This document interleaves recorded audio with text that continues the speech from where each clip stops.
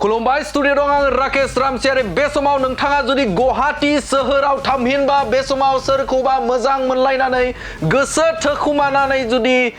दोनखारलांनो जुदि सानदोंब्ला बा बबेबा रुमाव गुवाहाटीनि बबेबा मोनसे रुमाव थाहैनो जुदि प्लेनिं खालामदोंबा बे समाव सांग्रां जादो आरो जाय बिथांमोना जाय बर' सुबुंफोरा गुबुन गुबुन जायगानिफ्राय फैनानै गुवाहाटीयाव आयेन बेरेखा खामानि मावनो जुदि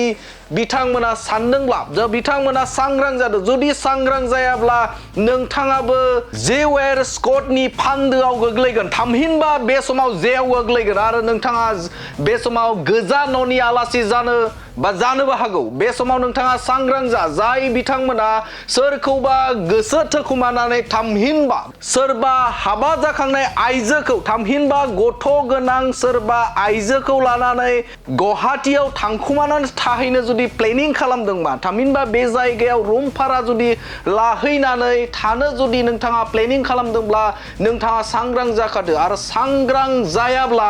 बे समाव नोंथांखौ साजा होनो थाखाय नोंथाङा गोग्लैनो हागौ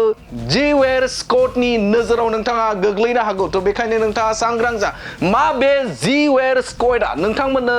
रोखायै फोरमायगोन आरो बेखौ सोर लन्च खालामदों थामहिनबा बेखौ सोर फोसावदों नोंथांमोननो आबुङै फोरमायनो थाखाय बे समाव बड'लेण्ड बुब्लिया नाजागोन आरो बे समाव जेवेर स्कट बे जेवेर स्कटखौ मा जाहोनाव दानाय जादों आरो बेखौ सोर दादों आरो थांखिया मा बिथांमोननि थांखिया मा नोंथांमोननो फारफ्रोमबो बा मोनफ्रोमबो आयदाखौ फारि फारि फोरमायगोन थारैनो मख'नांगोन जे बे समाव नोंथांमोना नुनो मोनदों जे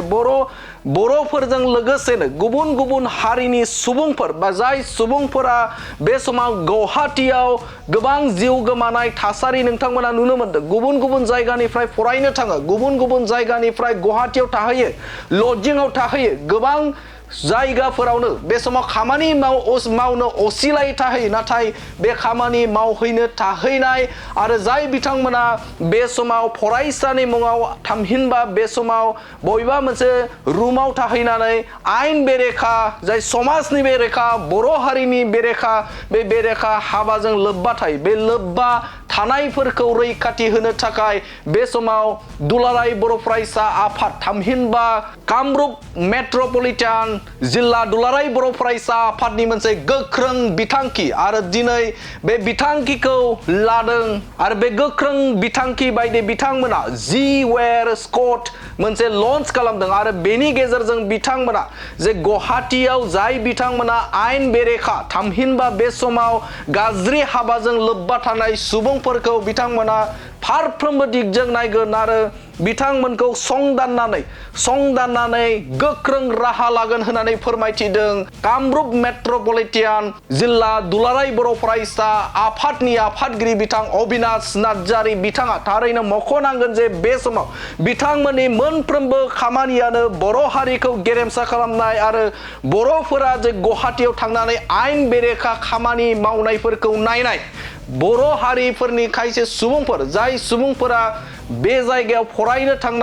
फरायनो थाङो नाथाय फरायनो गारनानै बिथांमोना आयेन बेरेखाजों लोब्बा थायो आरो मोजां मोनलायनानै बिथांमोना गुबुनारिफोरजों सोमोन्दो लाखियो आरो बे सोमोन्दो लाखिनायाव गोबां बेफोरबायदिनो जिउ खहा जानाय बावैसो सान सिगाङाव नोंथांमोना नुनो मोनदों आरो बैफोरखौ नोजोर होनानैनो बे समाव कामरुप मेट्रपलिटान जिल्ला दुलाराय बर' फरायसा आफादा जेवेर स्कट बे समाव बिथांमोना लन्च खालामदों आरो बेनि गेजेरजों बिथांमोना बैफोर जाय आयेन बेरेखा खामानिफोर मावगोन बे खामानि मावग्राफोरखौ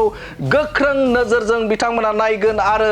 बिथांमोना गोख्रों राहा लानाय जागोन होननानै फोरमायथिदों बिथां अबिनाश नार्जारि बिथाङा बे समाव नोंथांमोननो फोरमायनो नागिरदों दि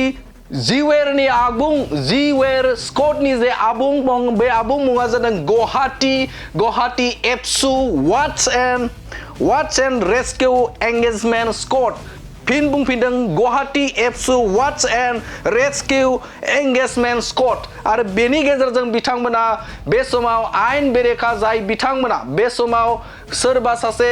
आइजोखौ थामहिनबा बे समाव गथ' थाखानाय आइजो जाय खारखुमानानै बे गुवाहाटीयाव थाहैनाय सुबुंफोर बिथांमोनखौ नोजोर होगोन जाय बिथांमोना बे समाव बर' जानानै गुबुन हारिफोरजों गोसो थोलाय थामहिनबा मोजां मोनलाय बे मोजां मोनलायनाय सुबुंफोरखौबो बिथांमोना गोख्रों नोजोर होगोन आरो गुबुन फारसेजों जाय बिथांमोना बे समाव गुवाहाटीयाव आयेन बेरेखा खामानि मावो बे खामानि मावग्राफोरखौ गोख्रों नोजोर होनाय जागोन होननानै बिथांमोना बा बिथांमोननि जे खामानि मावनाया जागोन होननानै फोरमायथिदों बिथां अबिनाश नार्जारी बिथाङा आरो बिथाङा बुंथिदों जे गुवाहाटीनि मोनफ्रोमबो खनायाव बिथांमोननि खामानि मावग्राफोर थामहिनबा संगालि थागोन आरो बे संगालिफोरानो मोनफ्रोमबो दिगखौ बिथांमोननो फोरमायगोन आरो बिथांमोनखौ जाय बिथांमोना बेफोरबायदि आयेन बेरेखा मावनायजों लोब्बा गोनां सुबुं बे सुबुंखौ बिथांमोना मोनोब्ला बे समाव बिथांमोना पुलिसनि हेफाजाब लानानै बिथांमोनखौ जोबथेसालियाव दैथायहरगोन थामहिनबा पुलिसनो नागारना होगोन होननानै बाथ्रा बुंदों आरो बेफोर मोनफ्रोमबो खामानियाव बिथांमोना पुलिसनि हेफाजाब लागोन बा पुलिसजों थाफानानैसो खामानि मावगोन होननानै फोरमायथिदों अबिनाश नार्जारी बिथाङा जी वेर स्कटनि जे मट' बे मट' बायदि वाट्स एभ्रि डाइरेक्शन रेस्किउ फर प्रोटेक्शन बिथांमोननि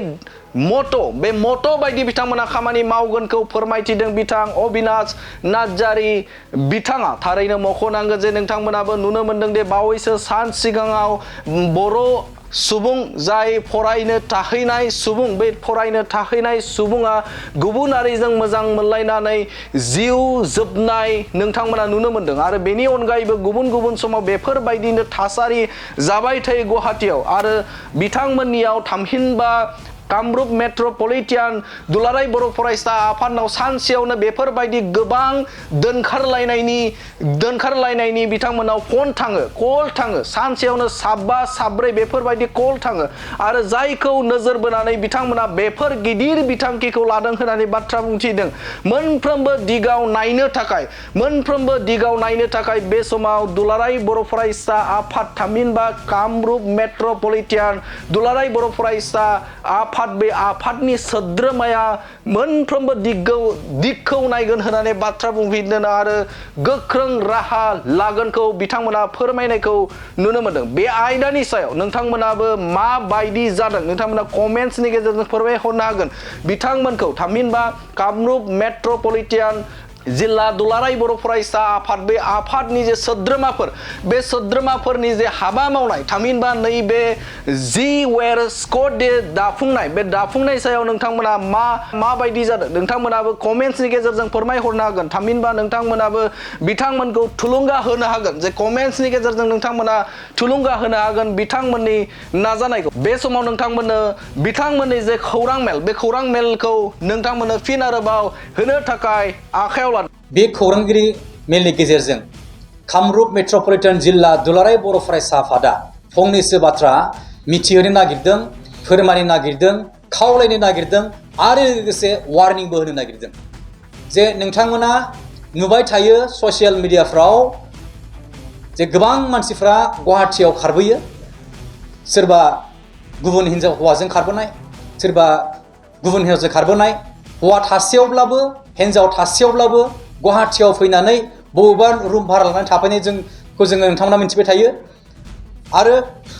गोबां बेबायदिनो जाथाय जाबाय थानायखौ नोंथांमोना मिथियो जे गुवाहाटी नोगोरमायाव बेयाव गोबां फरायसुला फरायसुलिफोर दंफैयो फरायसुला फरायसुलिफ्रा फरायगासिनो थायोब्लाबो बिनि गेजेरावनो बिथांमोना समाव गाज्रि लोगो मोननायनि जाहोनाव बिथांमोना लामा आन्दायनानै समाव गाज्रि खामानिफ्राव लोब्बा थायो आरो नोंथांमोना मिथिखाबाय जे खायफा मावथावै खामानिफोरखौ मावनानै गुवाहाटी नोगोरमायाव फरायनो फैनानै बिथांमोना थैनानै थांनायखौ नोंथांमोना मिथिदों माब्लाबा एक्सिडेन्ट जानानै थैनायखौ नोंथांमोना मिथिदों माब्लाबा सुइसाइड जानाय मिथिदों दा कामरुप मेट्रपलिटान जिल्ला दुलाराय बर' फरायसा आफादनिसिम एखमब्ला बा सानसेयावनो मोनबा गाहाम हौवा हिन्जाव खारलायनाय जों केसेसफोरखौ मोनो आरो लोगोसे माब्लाबा बिदिनो रेप केसफोरखौ जों मोनो आरो न'खराव हौवा हिन्जाव बुलायनायफोरखौ जों मोनबाय थायो गोबां जिल्लानिफ्राय बांसिनानो बिटिआरनि जिल्लाफोरनिफ्राय जोंनिसिम कलफ्रा फैबाय थायो दुलाराय बर' फरायसा आफादा बर' हारिखौ गेरेमसा खालामनो थाखाय नाजाबोगासिनो दङ, नाजालांबाय थायो आरो नाजालांबाय थागोन। अब्लाबो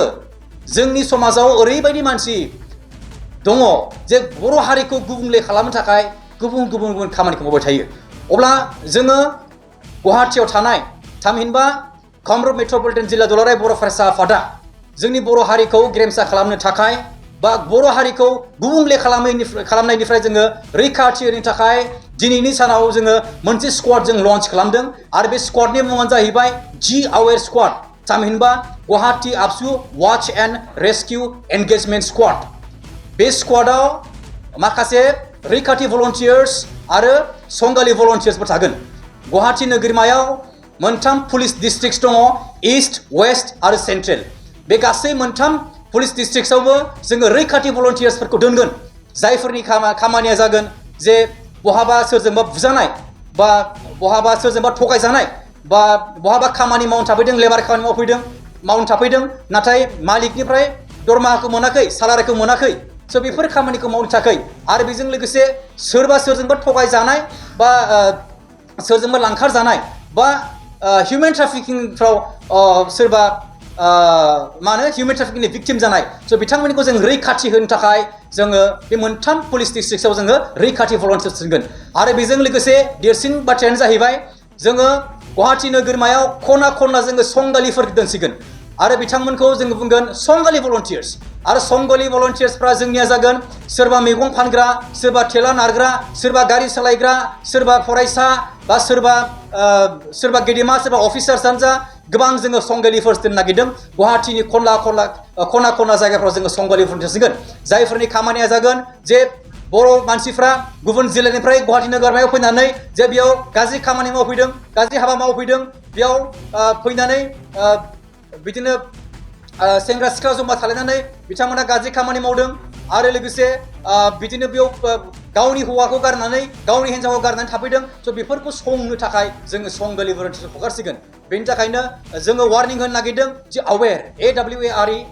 आबसु वाच एन्ड रेस्किउ एंगेजमेंट स्क्वाड, जे बेखौ दिनै लन्च खालामदों। बेनि थाखायनो खावलायदों जे जोंनि हारिखौ गेरेमसा खालामनायाव नोंथांमोनखौ बयखौ बाहागो लानो थाखाय जे नोंथांमोना गुवाहाटियाव फैनानै जोंनि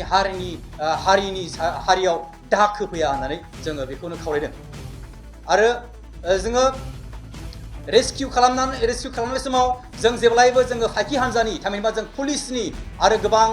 कमिसन्सफोरनि जोङो सहाय लानानै जों खामानिखौ मावलांगोन। आरो गोबां समावनो जोङो बर' हारि होननानै जों अनखाङो, जे बर' हारि होननानै बेबो जोंनिनो बर' मानसि, जे बर' फिसा होननानै जों अनखांनानै जोङो खेमा होयो। गुवाहाटियाव जोङो बुवा अननानै गावनिनो बर' मानसि होननानै, नाथाय जोङो बेबायदि बेसेबां गोबाव सैना थाबावनो, बेसेबां गोबाव जों सहायबावनो। जोङो सानबाय जे बिथांमोनखौ जोङो बुवा लाबानो बर' होननानै अननायजों जानाय नङा। दानिफ्राय जोङो ओरैबायदि खालामनो नागिरबाय जे दुलाराय बर' फरायसा आफाद कामरुप मेट्रपलिटन जिल्लाया जे सोरखौबा दायनिगिरि मोनोब्ला बा सोरखौबा गाज्रि खामानियाव लोब्बा थानायखौ जों नुयोब्ला बै बर' सुबुंखौ जोङो अना लाबानो जों बै बर' सुबुंखौ जोङो पुलिसनो गथायना होगोन आरो बै सुबुंखौ जोङो लकआपआव सोनो थाखाय जोङो नाजागोन। मानो होनबा जोङो बिथांमोननो जों लाय होबाय थाया, जेसेबां लाय होगोन इसिबांनो बर' होननानै जेसेबां अनगोन जों लाय होगोन एसेबांनो बिथांमोना गाज्रि खामानि मावगोन। बेनि थाखायनो जोंनि दानि थांखिया जाहैबाय, थिरांथाया बेनो जाबाय जे बै गाज्रि खामानि मावग्राफोरखौ एन्टि ससियेल एलिमेन्टस बा एन्टि ससियेल खामानि मावग्राफोरखौ जों लकआपआव सोनाय।